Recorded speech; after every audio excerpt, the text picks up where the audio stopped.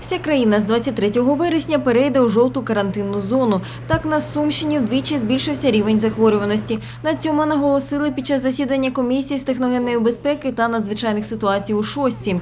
Станом на 22 вересня у Шостці амбулаторно від коронавірусу лікується 50 осіб. З 93 відправлених у понеділок до Сум ПЛР-тестів 23 виявились позитивними. Про це повідомив директор Центру первинної медико-санітарної допомоги Олександр Жук. Можемо підрахувати, що кожен четвертий з гострою респіраторною вірусною інфекцією є потенційним хворим на коронавірусну інфекцію.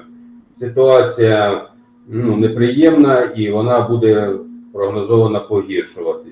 Начальник Шосткинського міськрайонного управління Головного управління Держпродспоживслужби у Сумській області Тетяна Ворона нагадала правила, які зберігаються у жовтій зоні. Зокрема, що стосовно освіти, якщо 80% персоналу вакциновані хоча б однією дозою вакцини, то заклад залишається працювати. Що стосується інших закладів, значить концерти, масові заклади дозволяються, якщо є на одну людину 4 метри квадратних.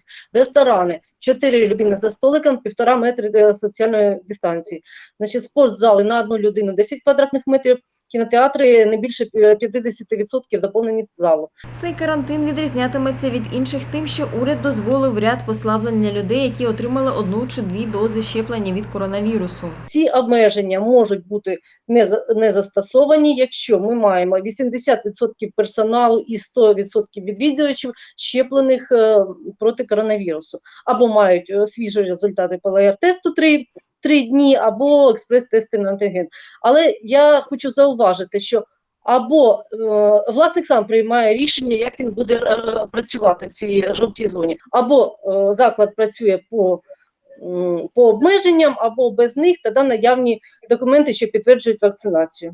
Вакцинація серед освітян продовжується, але у деяких навчальних закладах був виявлений коронавірус. З четверга ми маємо 2 заклади дошкільної освіти, які мають менше 80% вакцинованих, тому ті заклади, які не будуть працювати в звичайному режимі. Це Воронежський заклад дошкільної освіти Чебурашка і заклад дошкільної освіти номер 29 Колобок.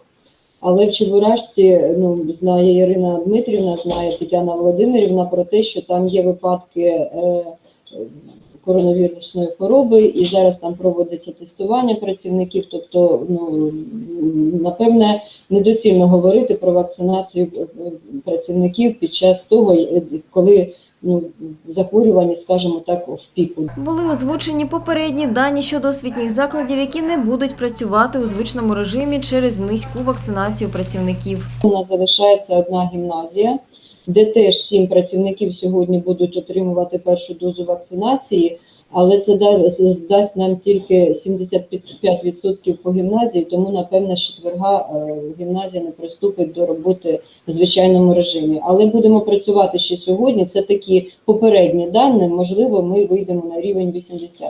І маємо один заклад позашкільної освіти, це Мала академія наук, де теж низький, незначний, і теж в цьому напрямку працюємо. Кожен навчальний заклад, який не матиме 80% вакцинованих працівників, знаходитиметься на контролі у Міністерства освіти та науки.